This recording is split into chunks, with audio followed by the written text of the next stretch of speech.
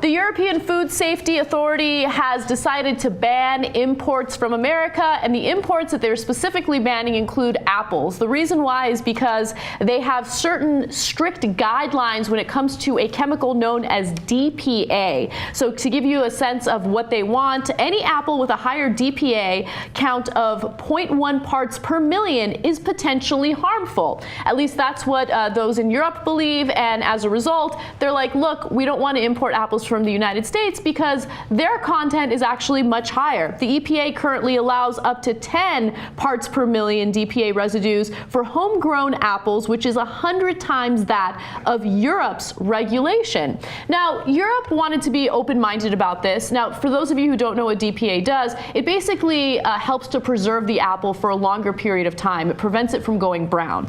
And authorities in Europe wanted to see some studies that indicate that it's not going to be potentially harmful to you. It could break down in your body into certain carcinogens that could be harmful, and so they're like, look, just give us some information. As long as you prove that it's not harmful, we will import your apples.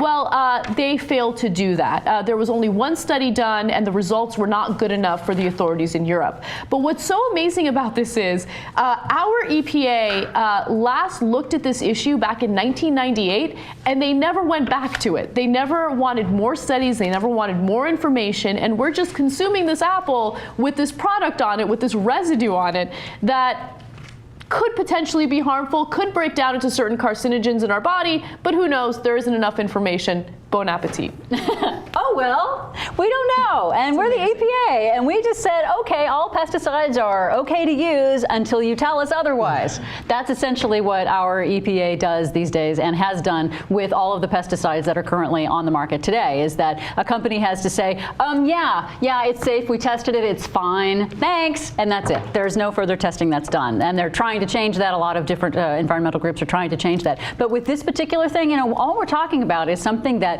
keeps apples from going brown and having spots on them. It's just a cosmetic thing. It doesn't. You might get cancer from it. We're going to give you cancer so that you will buy this apple because it's pretty. Yes. You know, and how stupid and American is that? So that's money over morality.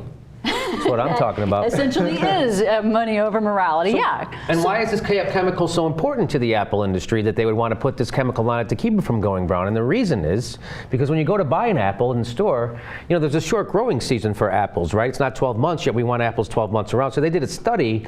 They wanted to figure out how old their apples were in the supermarket. Apples were 14 months old on average, between 9 and 14 months old. When you go to the supermarket to buy an apple, that thing is almost a year old, if not older. So I stopped eating apples when I read that because they sit in warehouses and they put the wax over them and they put this chemical on them and who knows what else they're putting on them. And so when you're biting into an apple, it's been sitting there for at least 9 months. I've had apples in my fridge for months without them going bad, and I wonder about it. And shit on them. And I stopped eating them too, probably because I wanted chocolate instead, which is why they were in my fridge for months. But yeah, it's true. I was wondering about that. Like, why is it that they can last this long? And it's because they have this residue on them. Yeah, look, we have a serious fox guarding the henhouse situation with the FDA and the EPA and all that. But we do so many things in America backwards. I know we all know about pink slime in the meat. Well, we do it here. It has long since been banned in Europe. So we are just doing things because of the way we are just mass producing everything as quickly and as cheaply as possible. And this just goes to that perfectly. Well, and Europe is also taken as the European Union, taken as a principle, the precautionary principle, the idea that, no, we're not going to accept this because you say so, you have to prove it. And if there's a question about the safety of any particular product, then you have to prove that it's safe. We're not going to say, like in the United States, oh, you can put it on the market and we'll find out later, you know, if it's safe or not. You know, they say it's not safe, but these other people say it is, so we'll just let the market decide. Which is ironic, because aren't we starting to do that now with like chickens brought in from China that we're just going to allow to be on our markets, and that's just because they say it's safe.